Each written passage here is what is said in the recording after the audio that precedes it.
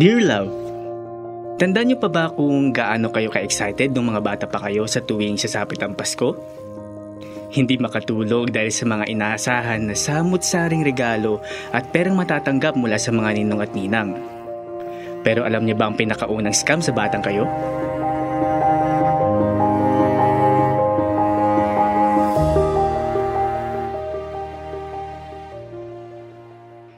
Yes! Isang tulog na lang, Pasko na! Magsusulat na ako! Ano kaya? Alam ko na! Mama, meron po ba kayong lapis at papel? Ano naman ang isusulat mo at para kang kitikiting hindi mapakali? Bawal pong sabihin! Secret ko lang po yun! At bakit naman secret? Ano namang tinatago mo? Basta po! Hindi na lang pala kita bibigyan ng lapis at papel dahil ayaw mo namang sabihin kung anong isusulat mo. Mama naman! Sige na nga!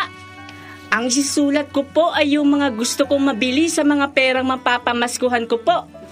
Ano bang gusto mong mabili? Pellet gun! Pellet gun? Uso dito sa atin yan. Kadalasan, yan binibili ng mga bata pagsapit ng Disyembre. Talaga? Oo! Opo! Yun po kasi yung nilalaro nila Ray tuwing Pasko. Nagbabaril-barilan po sila sa may likod. Oh, bawal yun ah. Nakakabulag yun pag tinamaan ka sa mata. Hindi po. Anong hindi?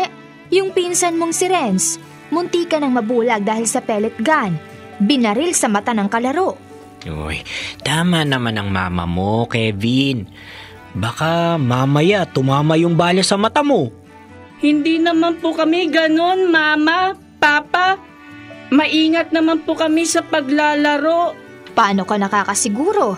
Hindi mo mapipigilan ang disgrasya. Kasi po, ang binabaril po namin ay mga plastic bottles at styro. Yung parang sa mga pulis po. Basta, mag-iingat ka sa paglalaro nun. Baka naman masaktan ka. Hindi po. Hindi ko naman po yung tinututok sa mata. Good. Maganda nang nakakasiguro. Siya nga pala, maaga kang matulog dahil pupuntahan pa natin bukas sa mga ninong at ninang mo. Yay! Excited na pa ako pumunta kay Ninong Marky. Excited?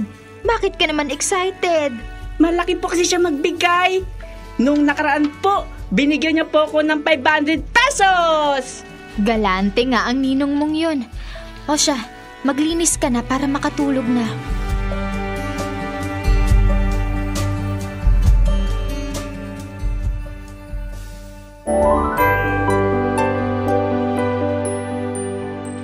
Pasko na! Woo! Oo, kaya bilisan mo na. Opo!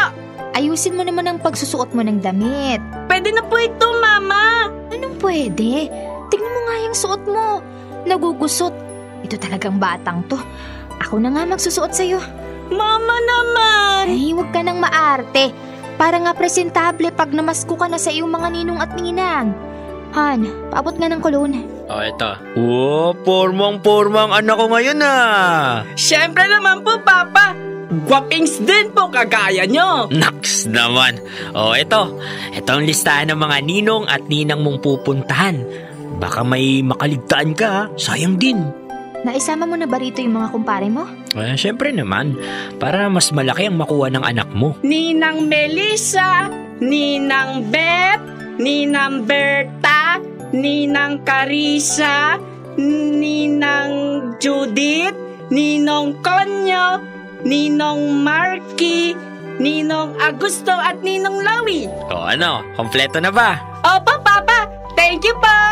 Siya. Sige na, umalis na kayo at mainit na mamaya. Hindi ka ba talaga sasama? Di na, kayo na lang. Ikaw bahala. Kevin, halika na. Aalis na tayo.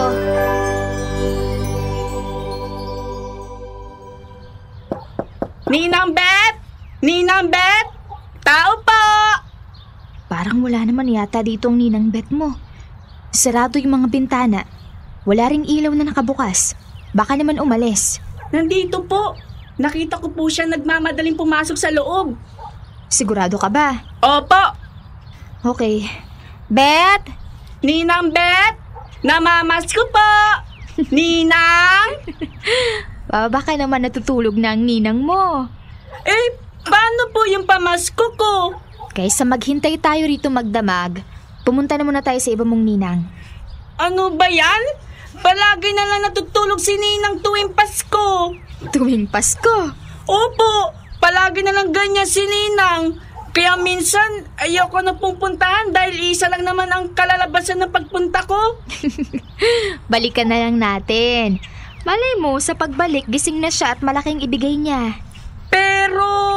Marami pa namang susunod, kaya tara na. Tatanghaliin tayo. Nakakasunog pa naman sa balat yung init ng araw. Ano ba yan? Sige na nga po.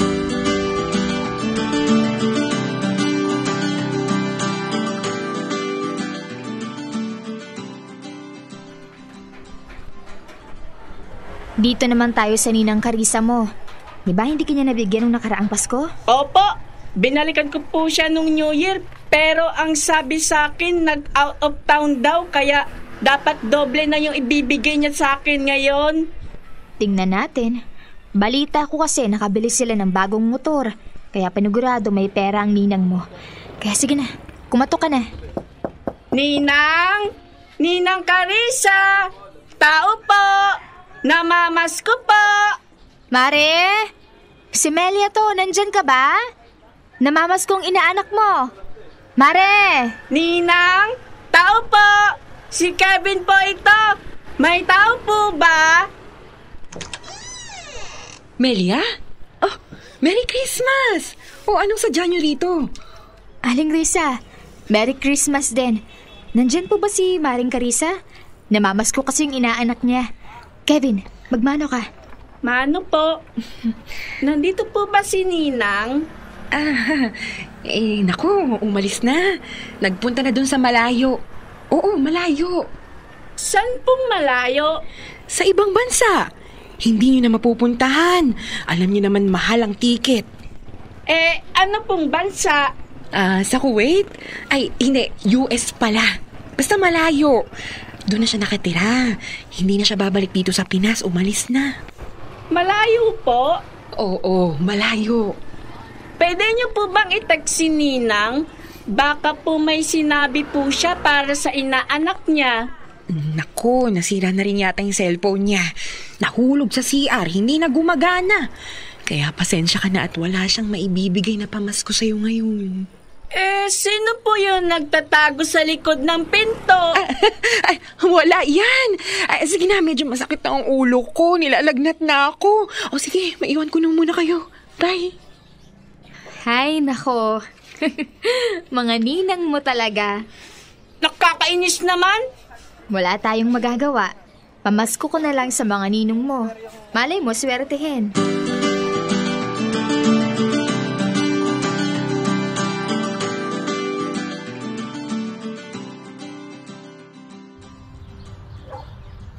Ninong Marky? Oh, Kevin. Ang laki mo na. Dati totoy ka pa lang. Ngayon binata ka na. Tuli ka na ba? Hindi pa po. 7 pa lang po ako. Magmano ka sa ninong mo? Mano po? Kaawaan ka. Mare, kamusta? Kamusta si kumpare? Yun nga, nagpaiwan sa bahay. Tinatamad daw kasi siya. Ay, ganun ba? Oo, kilala mo naman yun. O sige na, mamasko ka na sa ninong mo. Ninong, namamasko po. Namamasko ka pa rin. Binata ka na, di ba? Hindi po. 7 pa lang po ako. Biro lang. O ito, pamasko ko sa iyo. 1,000. Wow! Ang laki po, Ninong! Salamat po! Kaya pala paborito ka ng inaanak mo. Napakagalante mo. Siya lang naman kasi ang inaanak ko. Wala naman sigurong masama kung magbigay ako ng malaki kay Kevin. Salamat pare ah. Malaking tulong to sa inaanak mo. No problem. Sa susunod na ulit. Basta magpakabait ka, Kevin, ha? Opo! Thank you po ulit, Ninong! The best ka po talaga! Sus! Nambola ka pa. Tara na nang makauwi na tayo. Pare, salamat ulit. Mag-ingat kayo. Oo, sige. Napakaswerte mo talaga sa ninong Marky mo. Ang laki magbigay. Opo, kaya po hindi ko siya kinakalimutan tuwing Pasko. Makakabili na ako ng magandang pellet gun nito. Yahoo!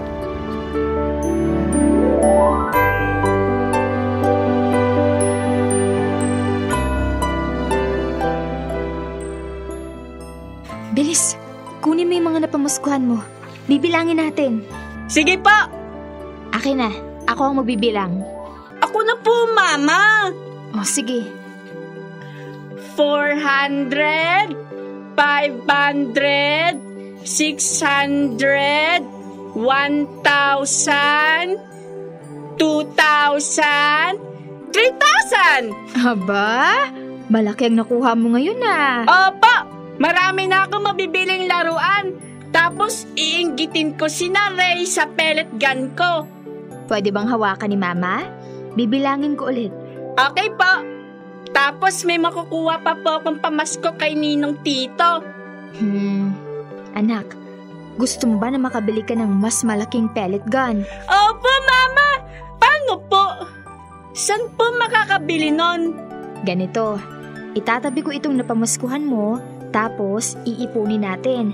Ako munang hahawak para mas malaking maipon mo. Ayos ba yon? Talaga po? Siyempre. Gusto ko po yung malaking baril ah. Oo naman. Madali na lang yan. Basta, ibigay mo kay Mama ang pera mo. Okay po. Ibalik niyo po sa akin yan ah. Oo, huwag ka mag-alala.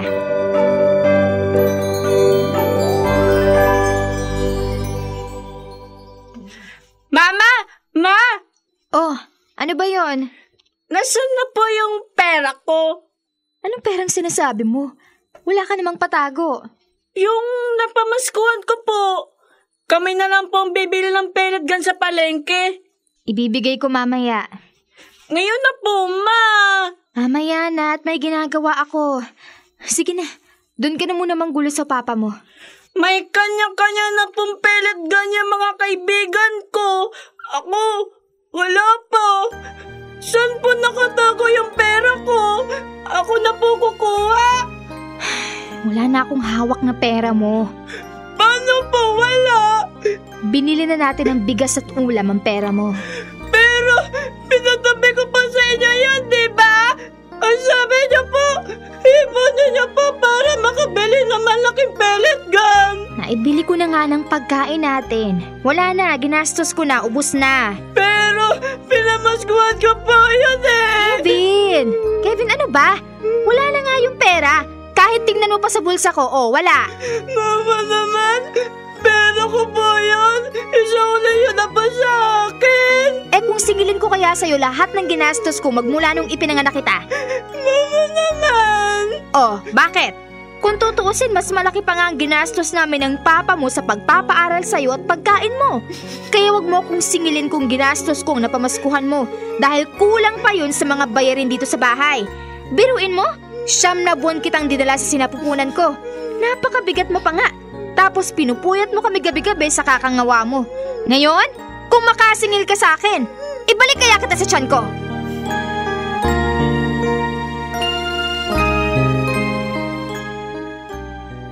Dear Love, si Mama ang OG na scammer.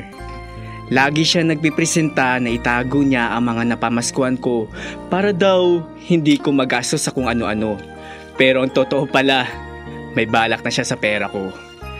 Pero kahit kinalakhan ko na ang ganun, ay mahal ko pa rin si Mama. Kaya ang 13th month pay ko mula na magkatrabaho ay sa kanyang diretso. Sa mga inaanak ko, kay Mama na lang kayo mamasko. Dahil hanggang ngayon, siya pa rin ang nagtatago ng pera ko.